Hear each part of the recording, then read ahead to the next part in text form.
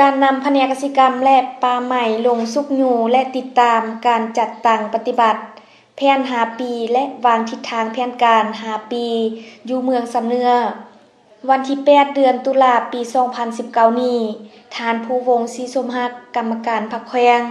หัวหน้าแผนกกสิกรรมและป่าไม้แขวงพร้อมด้วยทีมงานคณะการได้ลงสุกอยู่และติดตามการจัดตั้งปฏิบัติแผน5 ปีและวางทิศทางแผนการเน5 ปี 2020 ถึง 2025 อยู่ที่สมุทรสาครเนการลงเฮ็ดเวียกครั้งนี้มีการนำเมืองหัวหน้าห้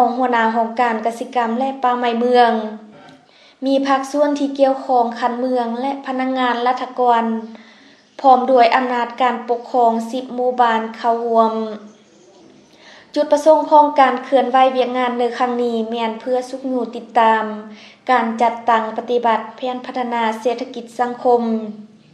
โดยเฉพาะแม่นคงเขตกสิกรรมและป่าไม้กะเกียมในการวางแผนพัฒนากสิกรรมและป่าไม้แต่ปี 2020 ถึง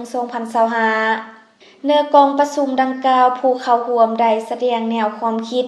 ในการพัฒนากสิกรรมและป่าไม้ตามทัศนสีนำของอำนาจการปกครองแขวงเส้นลดพ้นการก่อสร้างพื้นฐานโครงหลังที่บ่จำเป็นเลี้ยงเสือส่งเสริมชาวกสิกรเพิ่มทวีการปลูกการเลี้ยงและสุกอยู่ปรับปรุงการเคลื่อนไหวสีนำพาบรรดาสถานีบริการเทคนิคกสิกรรมและป่าไม้ศูนย์บริการเทคนิคที่มีอยู่แล้วมีการเคลื่อนไหวบริการประชาชนกลายเป็นบ่อนฝึกอบรม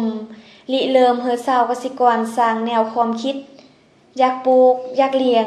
อย่างกว้างขวางและแผนยุทธศาสตร์แห่งชาติในการพัฒนา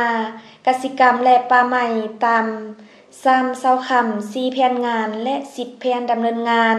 ของกระทรวงกสิกรรมและป่าไม้ในวาระการประชุมท่านผู้วงศ์ศรีสมรักได้มีคำเห็นต่อกองประชุมโดยปลุกระดมแนวความคิดสีนำพาใน5 ปีต่อหน้าที่จะได้มีแผนการจัดตั้งปฏิบัติบรรดาขันไม้และสิ่งท้าทายเช่นพื้นที่ทำการผลิตมีจำกัดย้อนภูมิสันฐานรูปแบบการผลิตยังบ่ทันติดพันกับการตลาดทุนห้วนและบุคลากรมีจำกัดซึ่งระยะผ่านมาแขวงหัวพันได้รับผลกระทบจากภัยธรรมชาติเฮ็ดให้เนื้อที่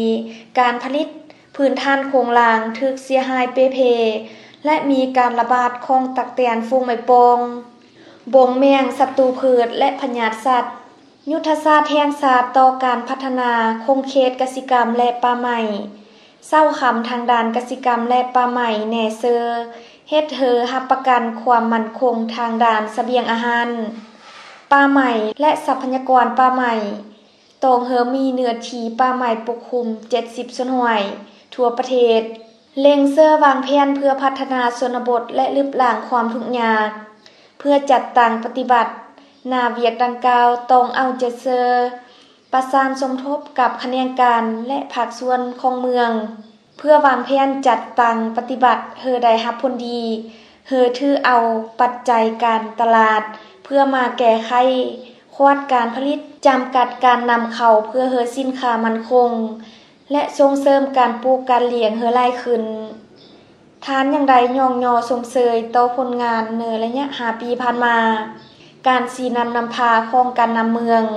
ความรับผิดชอบของคณะของการกสิกรรมและป่าไม้และพนักงานวิชาการเมืองที่มีผลสำเร็จตลอดมาในคงเขตเวียกงานกสิกรรม